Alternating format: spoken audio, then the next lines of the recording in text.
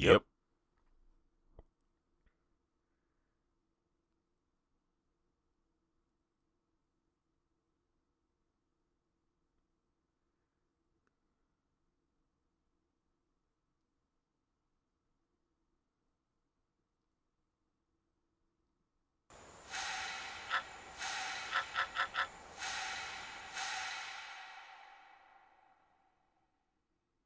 That statement could not be more true.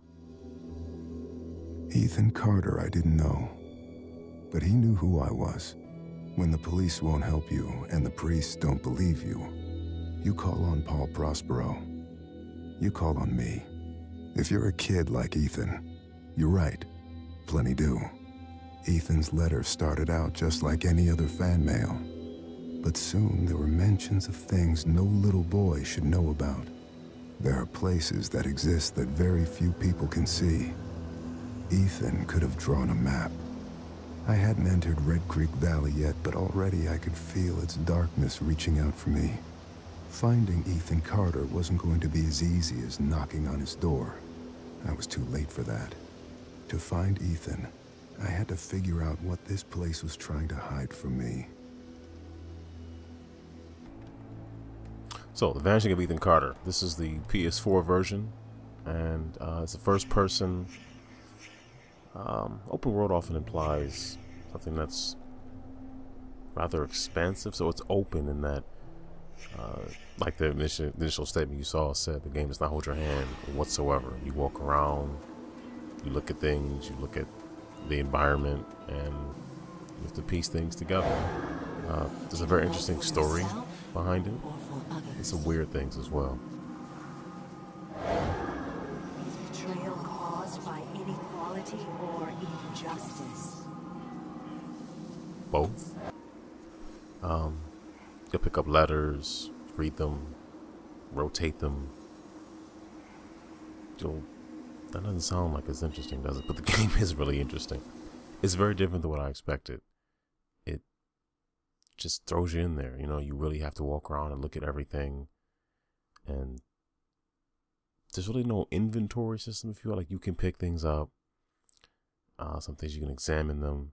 And as you saw earlier, sometimes you'll see words pop up. And you'll need to sort of move the camera around with those. I don't want to tell you everything, but you'll need to move the camera around with those words in order to keep things going. I'll be honest, I actually played the game wrong at first. I started playing it, and the puzzle aspects really weren't clicking with me. And I had to set it down and then come back. And once you realize that you really have to focus on not everything, but you have to walk around and find everything that can be interacted with. Not a pixel hunt way, but you really have to kind of get into the story and try to, I guess, I'm not really describing it very well because I don't want to give it away, because there is an interesting story to it, and if it's spoiled, it really does take away from the enjoyment of the game. But one of the parts I did enjoy the most were the chronology puzzles, where there's a series of things that happen with a group of people, and you have to figure out what order they happen in, chronological order. And once you do that, you see a scene play out, which gives you a lot more backstory. Now, there's several of those in the game. Those happen to be my favorite parts of the game. But as vague as I've been, one thing I guess I will finish up saying is that The Vanishing of Ethan Carter is definitely worth playing if you are into games that do not hold your hand, but don't just leave you stranded forever. The game isn't that long. You can probably complete it in, I don't know, once you start getting the feel of things, I would say the 3 to maybe 5 hour range.